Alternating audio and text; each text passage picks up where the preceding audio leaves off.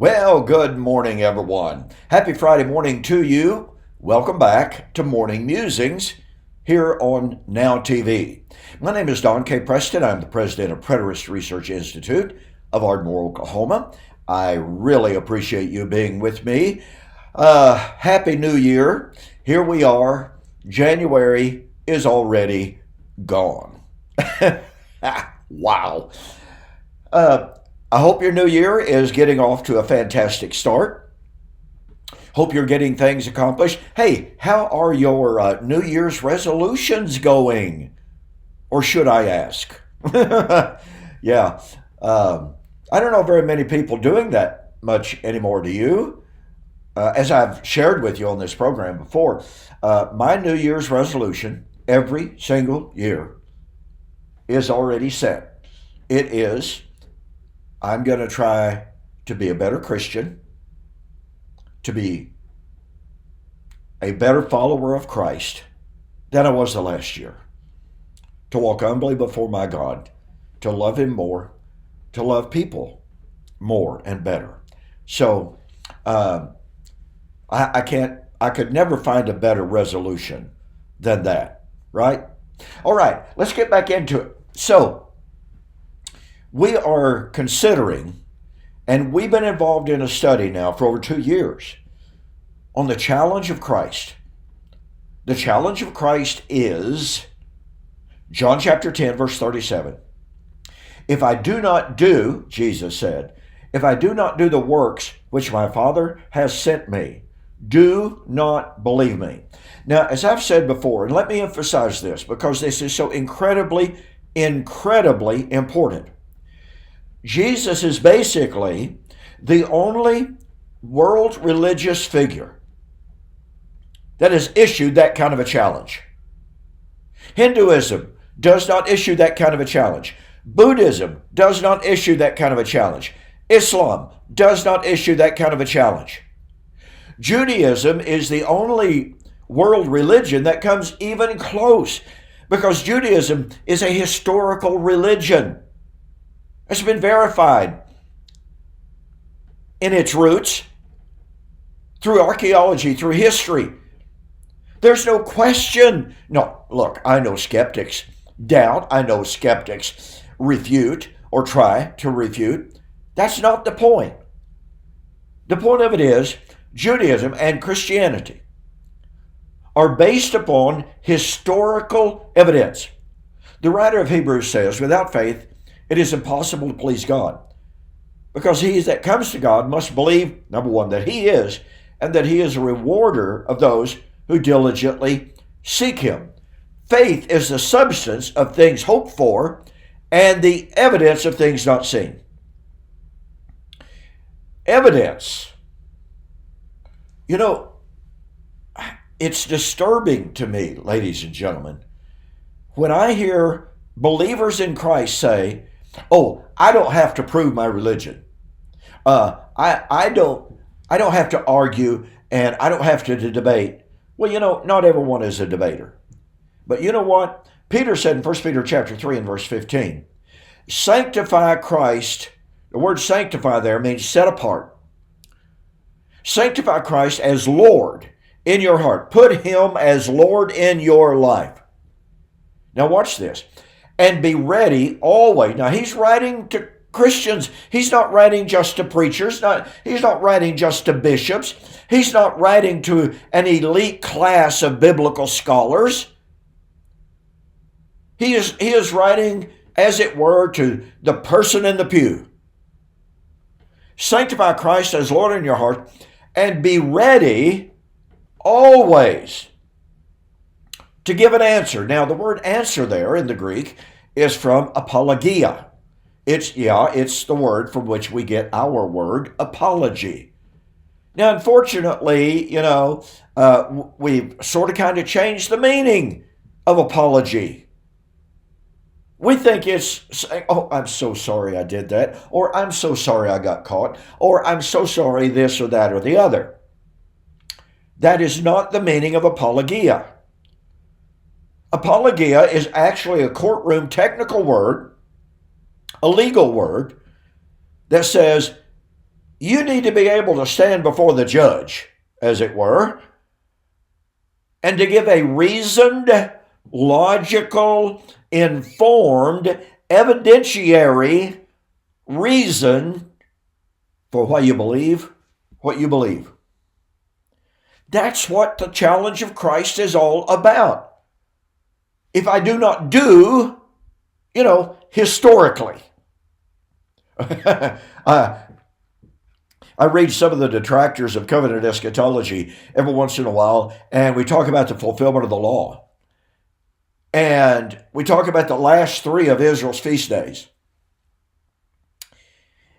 And the last three of Israel's feast days had to do with judgment, Rosh Hashanah, the coming of the Lord for salvation, Yom Kippur, and Sukkot, or the Feast of Ingathering / Harvest, etc., the Feast of the Nations, as it was known, also.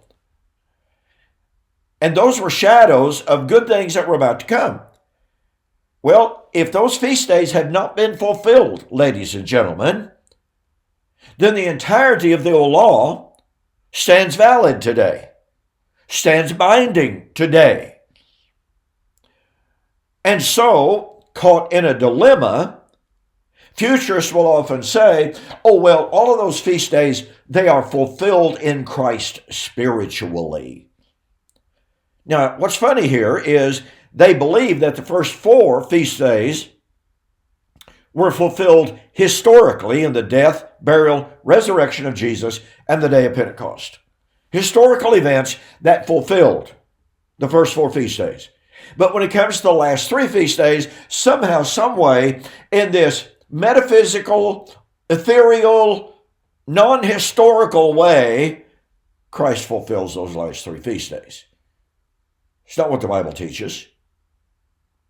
So anyway, I've been trying to help all of us to understand that Jesus laid down the gauntlet to his enemies and said, here I am. In John chapter 8, Jesus pointed the finger, as it were, to a hostile crowd gathered around him, and he said, which of you convicts me of sin? Which of you can accuse me and convict me of committing sin? Wow. Would you or I dare to issue that challenge? You see, this is every bit as much the challenge of Christ as John 10, verse 37.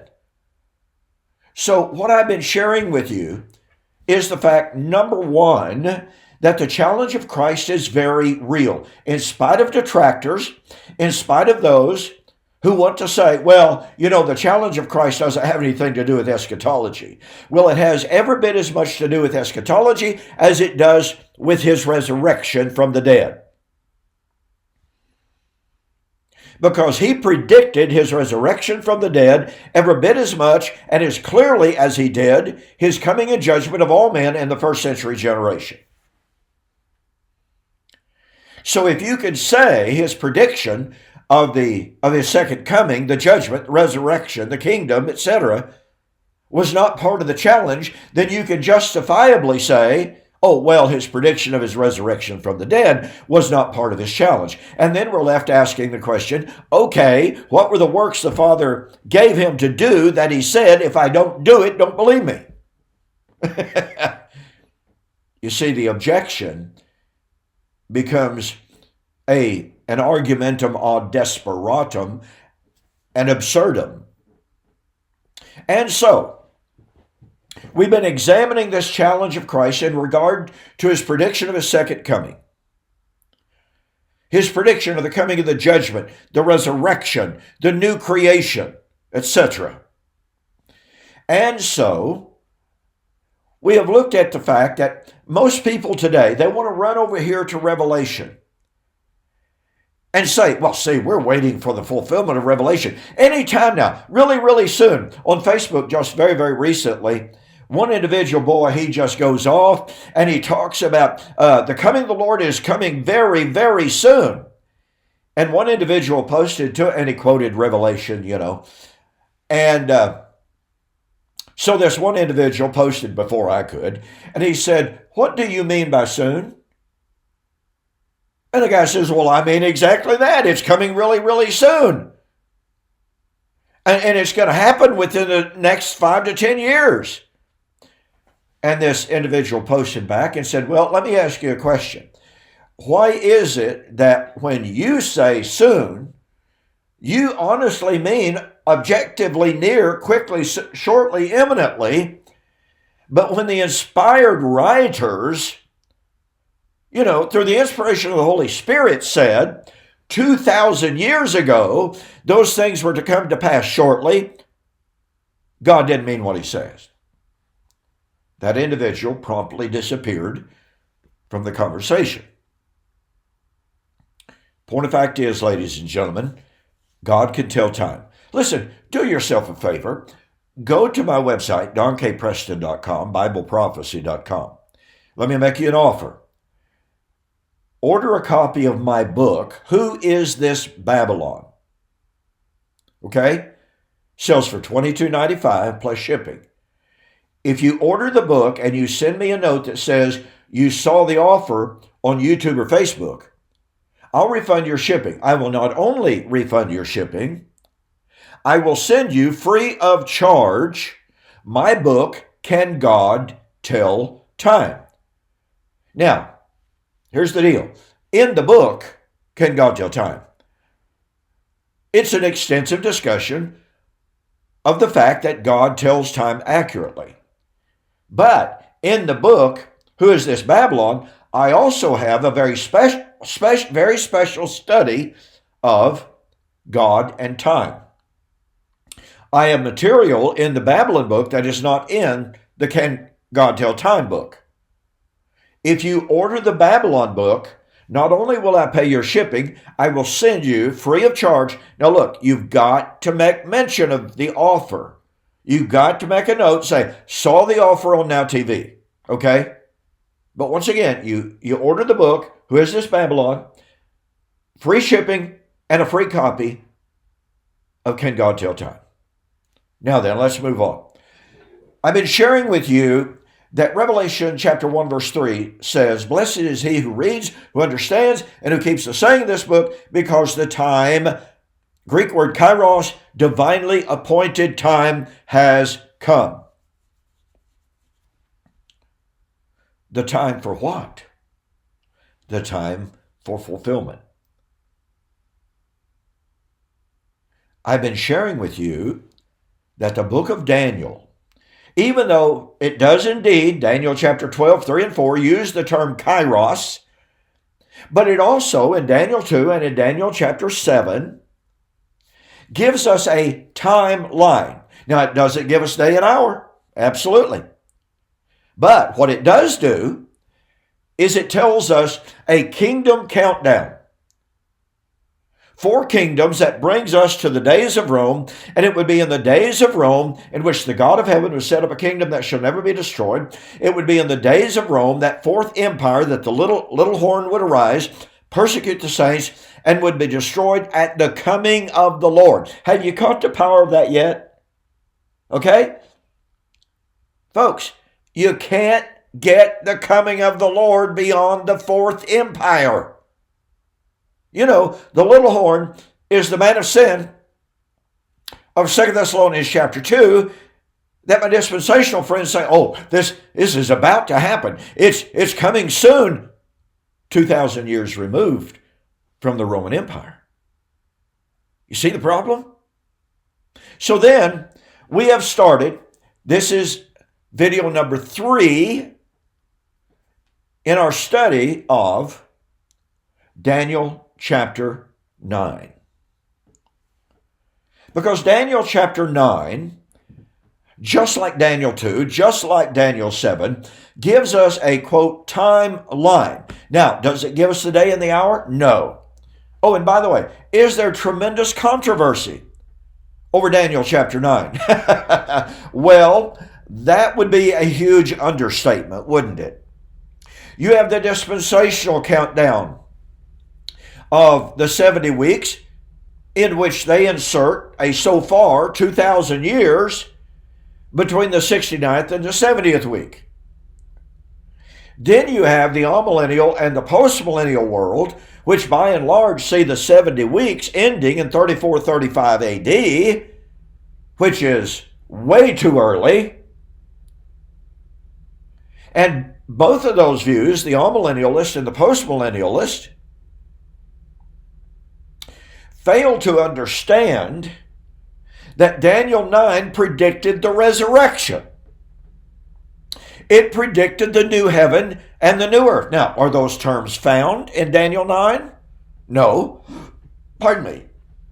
But let's not make the mistake of a negative fallacy that says, oh, because a given word, term, or phrase is not in a text, means the doctrine is not there. We've talked about this a lot.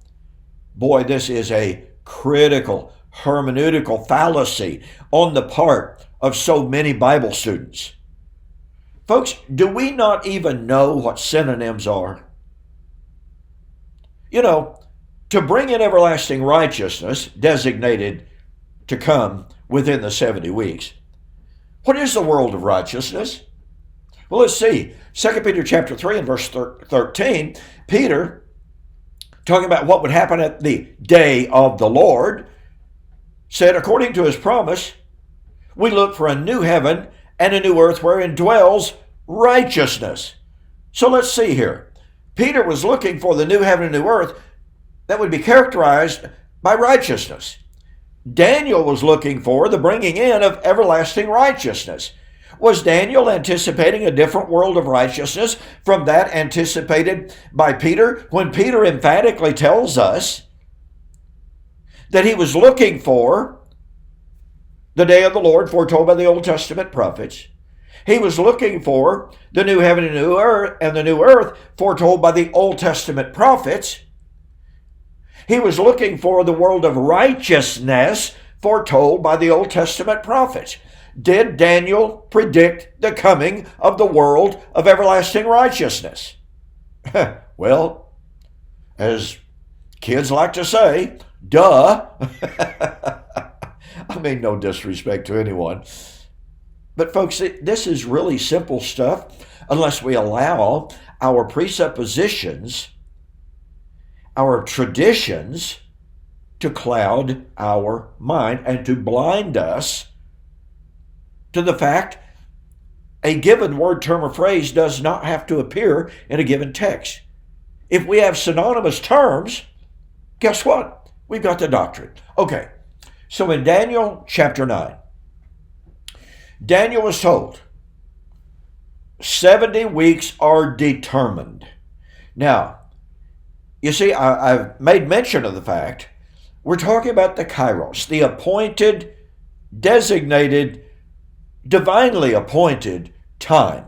Okay, this word, I believe, if I'm not mistaken, and I just had a little bit of a brain burp, unfortunately. It's what they call getting old. No, couldn't be that. Anyway, shatak or something like that, and it means to cut out. You kind of got a line here, or you got a number or whatever, and you cut out, all right? So here we have, in Daniel chapter 9, a discussion of time, 70 weeks. Those 70 weeks, since it's a time period, have been cut out by God and designated and appointed, determined for the accomplishment of the 6 issues, the 6 tenets of verse 24. And this is where it gets so wonderful. This is where it gets so critical. Now, let me remind you, before we jump off into verse 24, I have produced a 19 video DVD series on the end of the 70 weeks. I cover each one of these constituent elements of Daniel 9:24 in depth. I discuss such issues as, is Daniel 9:24 even a messianic prophecy? You know, the liberal scholars say absolutely not. There are even some preterists, I should say, former preterists, who deny that Daniel 9:24 is a messianic prophecy. So I cover that extensively. Those individuals claim, no, Daniel 9 is all about the time of Antiochus Epiphanes. I'm going to prove to you definitively that's absolutely false. It's unhistorical. It's not true. But I cover the meaning of each one of these terms, including seal up vision and prophecy, which means to fulfill all prophecy. I cover the meaning of to bring in everlasting righteousness. And so, in this 19-lesson DVD series, I present one of the most exhaustive, one of the most comprehensive studies of Daniel 9:24 that you're going to find. I'm not aware, point number one, I'm not aware of any other study like it. Point number two, I know that there's not another preterist study of Daniel 9, even closely resembling it. And oh, by the way, one of them, and I have to mention this, and the reason I have to mention this is because just this morning I was on the internet, fellow on there who claims to be a preterist. I don't know him, seemed like a nice young guy, but making the claim that the 70 weeks ended in 34-35 AD with the death of Stephen. Well, that's a fairly popular view within preterist circles, even semi-preterist circles, but it is a false claim, in my opinion, and I will try to vindicate that claim. All right. Boy, I mean, time just flies by. Okay. 70 weeks are determined for your people and your holy city. Point number one, ladies and gentlemen. Whatever Daniel 9 is about, and like I said, I'm going to prove to you, it's about the coming of the Lord, the judgment, the resurrection, the new creation, the kingdom. Okay? And by the way, the ancient Jews believed that until Christians came along and said, yeah, you're exactly right. And it was fulfilled in AD 70. Tertullian, Chrysostom. Yeah, fulfilled in AD 70. And I can document that from a host of early writers, if you put a lot of stock in the early writers. So then the Jews started saying, you know what, we don't even accept Daniel as a prophet of God. You know why they chose to reject Daniel as a prophet of God? Because he was so clear about the Messiah coming, dying for mankind, establishing the kingdom in the days of the Roman Empire.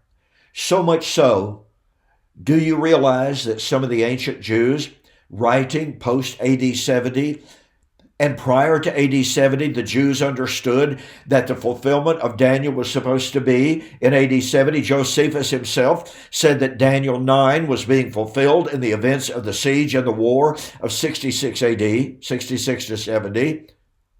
But after AD 70, the Jews looked back on the fall of Jerusalem and said, woe is unto us, for the time of the coming of Messiah has come and gone, and he has not come. Where did they get the idea of a timeline, of a time for the fulfillment of Daniel? Oh, they got it from Daniel 2, Daniel 7, Daniel 9, Daniel 12. But you see, because they had such a literalistic view of the kingdom, the coming of the Lord, the judgment, and the resurrection, they had the same mistaken, literalistic view of all of those things that modern day believers have. Oh, we're looking for Jesus as a 5'5" Jewish man come out of heaven on a literal cumulus cloud. We're going to have a literal war of Armageddon. We're going to have literal physical bodies coming out of the grave. The Jews, many of them, not all of them by any stretch of the imagination, it's even safe to say that wasn't even the dominant view. Ladies and gentlemen, it was that materialistic, physical concept of the kingdom, judgment, resurrection that put Jesus on the cross. Do you catch the power of that? So let me make my, 2 minutes left. Let me make my final point of the day. All this is setting the stage for our in-depth analysis of the elements of Daniel 9:24. Here's the point. Whatever else Daniel 9:24 and following is about, it is about the fulfillment of God's Old Covenant promises made to Old Covenant Israel. Ladies and gentlemen, listen to me very, very carefully. Daniel 9 has absolutely nothing to do with the end of the Christian age. It has nothing to do with the end of time. You see, here's something we need to understand. Paul said he preached nothing but the hope of Israel found in Moses, the law, and the prophets. You know what? My friend Steve Gregg, in his book, Why Not Full Preterism, says, Paul was exaggerating. Really? He said it 3 times. Peter said his doctrine of the resurrection, the new creation, was taken from the old law, from Moses, Samuel, and all of the prophets who have ever spoken. John in Revelation says that the entire apocalypse is about the fulfillment of what the Old Covenant prophets said. Now, here's what that means. Since Daniel chapter 9 foretold the kingdom, the resurrection, the new creation, pardon me, and since Daniel 9 has nothing to do with the end of time, the end of the Christian age, but it's all about the end of Old Covenant Israel's age and the fulfillment of her promises. That means that biblical eschatology, New Testament eschatology, has nothing to do with the end of time or the end of the Christian age. Let that soak in and think about it, and I will see you next week.